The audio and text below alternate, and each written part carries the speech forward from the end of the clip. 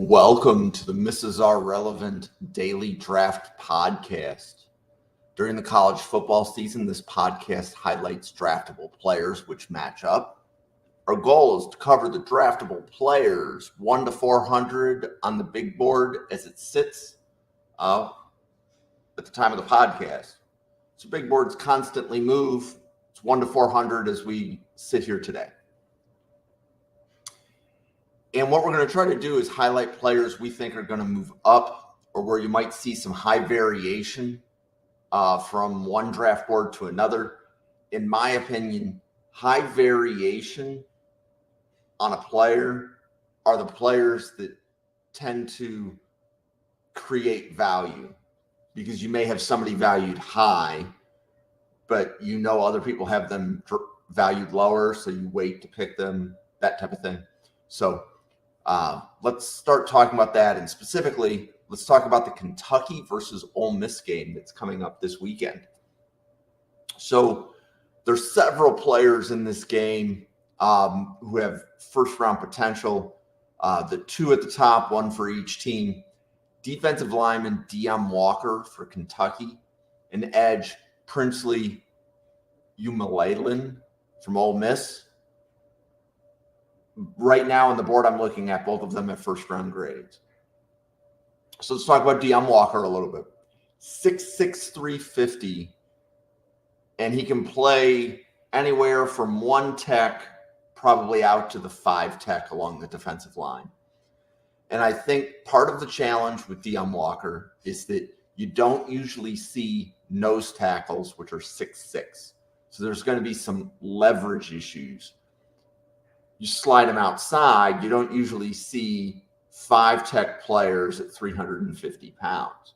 So there's definitely, let's say, some positional definition that Deone Walker will need. And like my opinion would be a 3-4 team would probably like that flexibility to move him up and down the line. Whereas a 4-3 team is going to say, well, you either need to be the 1 or you need to be the 3, or you need to be able to handle a specific role within the front. But that's just my opinion there. So we talked about Deone Walker. Princely Umanmielen, I hope I'm doing that name okay. The edge from Ole Miss, 6'4", 245. So going to be able to play edge in a couple different fronts. And then just a little bit further down the draft board, likely second-round picks, definitely day 2 picks for Ole Miss. Defensive lineman Walter Nolan, wide receiver Trey Harris, quarterback Jackson Dart, wide receiver Antwain Wells. So Ole Miss has 4 more players in this game that are likely going to be picked in the 2nd or 3rd round of the NFL draft. But not to be outdone, Kentucky has some other players that are worth mentioning as well. And that's going to be cornerback Maxwell Hairston, 6'1", 181, likely a nickel corner at the NFL level. We have offensive tackle Marquez Cox from Kentucky, wide receiver Barian Brown from Kentucky, wide receiver Dane Key from Kentucky. Barian Brown, 6'1", 173, 4.37 speed. He is Kentucky's kick returner, so you'll have a chance to see him touch the ball, not just on offense. Dane Key, 6'2", 190, possible X-wide receiver. Okay, a little bit further down the board, tight end for Ole Miss, Caden Priestcorn. Okay, so this is going to be a pretty good tight end class. When I say good, it's going to be deep. If your team needs a tight end 2, this is going to be a really good draft to get a tight end that can come in, fill in a small role as a rookie, and grow in to become a pro. I think the tight end board, I think in the top, let's say, 150 players, seeing 10 or 15 tight ends go, I think we're in that world. There's going to be one at the top, And then there's going to be several that are going to be scattered throughout day 2. Several. I think it's going to go like 5 day 2 tight ends in addition to 1 in round 1. So like 6 tight ends in the top 100 type deal. And then I would say Caden Prieskorn is going to be just outside of that group. So somewhere on day 3, solid draftable grade. And I would just say tight end 2 is the way that I would think about him. Linebacker for Kentucky, Jamin Dumas-Johnson. Now, I have Dumas-Johnson in my top 100. The board I'm looking at, he's further down. So this is an example of there's value in the player. Because if somebody sees him as top 100, but somebody else doesn't see him until day 3, that's going to create value for somebody. Because, again, if I think, okay, he's in the top 100, but I might address a different position with round 3. I might get a player I really like in round 4 when a significant number of the rest of the draft population has him ranked maybe a little bit lower. So Jamin Dumas-Johnson, 6'1", 245, likely playing inside linebacker at the NFL level. So more players to look at here. Offensive tackle, Micah Pettis from Ole Miss. Cornerback, Trey Amos from Ole Miss.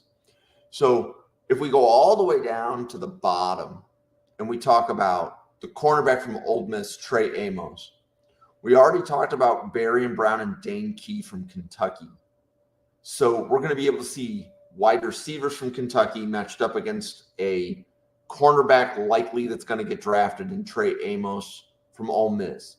So how the players handle that matchup, and I would specifically point to Trey Amos because on the board, he's the lowest, right? So that means if he stands out against competition that other people theoretically think is higher than him, that's going to help his draft stock. So let's talk about Trey Amos or take a look at him in the UK Ole Miss game. Okay, but not to be outdone, let's flip that a little bit. Kentucky has cornerback J.Q. Hardaway, 6'2", 194. Okay, and he's going to be matched up against Trey Harris, wide receiver from Ole Miss, and Twain Wells, wide receiver from Ole Miss, with quarterback Jackson Dart from Ole Miss throwing them the ball. So this is going to be a great way to measure J.Q. Hardaway, the cornerback from Kentucky. Again, how does he handle playing against players who theoretically are better pro prospects? Big game for the corners in this game. So we like talking about the wide receivers, right? We talked about Trey Harris and Antwain Wells sitting up at the top. We talked about Barian Brown and Dane Key, and that they have pretty good grades on the board I'm looking at as well. So we talked about those wide receivers. But I'm going to flip it around and say, look for the cornerback play. Are the corners playing fundamentally sound, or are the corners, are they conceding space because they don't want to get beat deep? So let's look for how aggressive the corners play in the UK Ole Miss game, because if the corners are playing aggressively and succeeding, that's really going to help their draft stock, in this analyst's opinion. My name is Jim. This Mrs. R Relevant podcast is sponsored by NFLDraftFanatics.com. NFLDraftFanatics.com is the only interactive mock draft simulator. And what that means is the fans control the big board, the fans rate the players, and that happens by fans doing mock drafts. The players you pick move up the board, the players you skip picking move down the board. And that's how the algorithm on the site works. So go ahead and give that a try. Please leave some comments on the YouTube chat. If you have any questions on the draft simulator, we would be happy to answer them. Okay. As I said, my name is Jim. You can follow me on X at NFL Draft Fanatic. There is no I in Fanatic on my Twitter. You can see it scrolling in the banner on the bottom of the podcast. Please like, follow, and subscribe to the YouTube channel. Please ask any questions about the UK Ole Miss matchup in the YouTube channel. You can also interact with us on Twitter at NFL Draft Fanatic and talk about all things NFL Draft all year round. Please remember that every day is draft day if you have the right attitude. My name is Jim with NFLDraftFanatics.com. Thank you very much. Have a great day.